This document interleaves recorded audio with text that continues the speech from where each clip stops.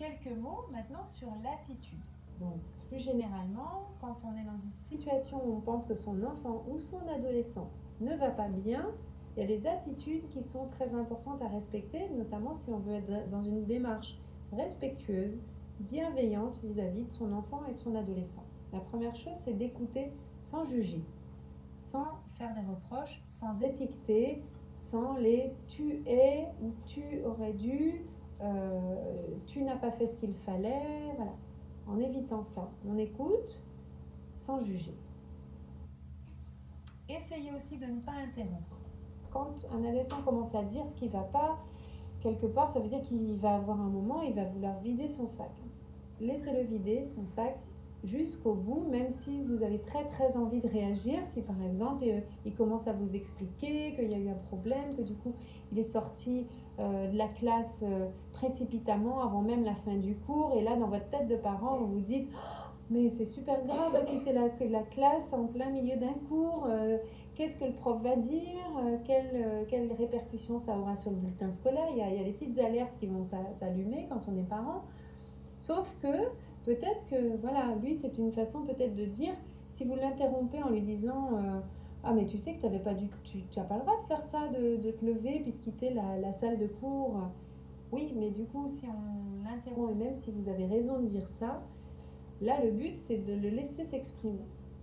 Donc on va lui dire après, mais d'abord on laisse dire ce qu'il a à dire, et puis on lui dit mais alors dis donc qu'est-ce qui a dû se passer pour que tu en arrives à quitter la salle de classe avant même la fin du cours. Ça c'est quelque chose que tu ne fais jamais. Tu as dû vraiment te sentir très mal pour pouvoir faire un geste comme ça qui a des conséquences. Qu'est-ce qui s'est passé? Voilà. Après, une fois qu'il aura vraiment vidé tout ce qui justement justifie un tel acte, vous pourrez lui dire, tu sais, tu penses que c'est quand il n'y aurait pas eu une meilleure façon de faire que de quitter la classe au risque du coup d'avoir une convocation chez le CPE, puis ensuite d'avoir peut-être un mot des parents ou un avertissement, ou que du coup on soit informé que du coup voilà, ton prof a fait des commentaires qui n'étaient pas forcément très positifs. Est-ce on peut discuter de ce qu'il faudrait plutôt faire plutôt que de quitter la classe? Voilà, on peut en parler, mais comme ça, sous forme de alternative, autre solution, si jamais la situation se reproduisait. Vous voyez la différence entre dramatiser, focaliser sur ce que tu n'as pas le droit de faire, et puis laisser l'adolescent parler de son point de vue à lui. Éviter tous les mots qui limitent et puis qui vont un petit peu oui, limiter la conversation et puis peut-être bloquer en fait l'adolescent ou l'enfant. Tu aurais dû. Ah oui.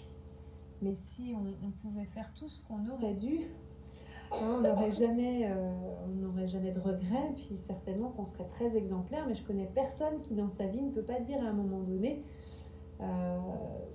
voilà, j'ai fait tout comme j'aurais dû. Donc les adolescents c'est pareil, il y a des moments, oui, sans doute qu'ils auraient dû faire autrement, mais comme les adultes, parfois ils ne trouvent pas d'autre solution que de faire comme ils ont fait. Les tu dois, parce que ça donne une autre tonalité à la discussion. On n'est plus dans l'écoute, on est dans, voilà, j'ai mis ma casquette de parent, et puis là, je t'interdis de sortir de classe, tu dois rester en classe quand tu es pendant le temps du cours, tu n'as pas le droit de sortir. Oui, c'est vrai que c'est important de le dire, mais si je le dis trop tôt ou si je le dis sans même comprendre pourquoi l'adolescent s'est levé, je risque de... Il va percevoir ça comme de l'incompréhension et puis une leçon de morale, voyez.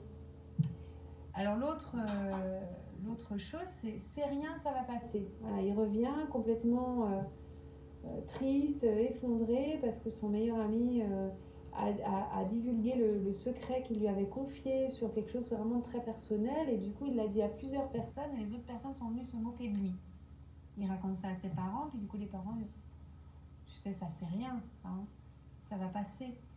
Dire c'est rien, c'est comme lui dire mais en fait ce que tu ressens c'est trop important, je le vois pas comme quelque chose d'important. En tout cas c'est comme ça que c'est entendu pour un enfant ou un adolescent. Il vaut mieux dire je comprends que tu sois aussi triste, aussi déboussolé, aussi déstabilisé que ça, aussi déçu, ça doit vraiment être difficile. Mais tu vois, pour que ce soit pas quelque chose qui... On peut trouver des solutions, puis pour que tu puisses rebondir et que ce soit pas aussi difficile pour toi, bah voilà, j'aimerais t'aider à pouvoir retrouver un bon moral et te redonner le sourire. C'est pas rien. Quand un enfant, même si nous, adultes, on a l'impression que ça peut être démesuré, c'est pas rien une émotion pour la personne qui la ressent. L'autre chose aussi, c'est de vouloir comparer à son histoire. Voilà, moi, à ton âge, je faisais pas comme ci, ça se passait pas comme ça. On peut parler de son histoire personnelle, puis ça peut intéresser nos enfants et nos adolescents. Sauf si c'est pour leur dire, moi, tu sais, je faisais pas autant de bêtises, de caprices, de manière à ton âge. En gros, moi, j'ai été un meilleur enfant adolescent. Ça peut passer difficilement parce que du coup, ils vont se dire, bah, ça veut dire que tu vas pas me comprendre alors. Ou alors ça veut dire que je suis nulle parce que du coup, moi, je suis moins bien que toi, tu étais quand tu étais enfant et adolescent. Donc du coup, ça me donne plus envie de te parler parce que bah, je me sens pas aussi bien que toi. Donc l'attitude, c'est plutôt d'essayer de se mettre à la place de l'enfant, de l'adolescent, et de se dire, bon, comment je vivrais les choses si j'étais à sa place. C'est-à-dire, j'enlève pour un petit instant ma casquette de parent, puis je me dis, qu'est-ce que ma fille, elle a dû ressentir dans cette situation?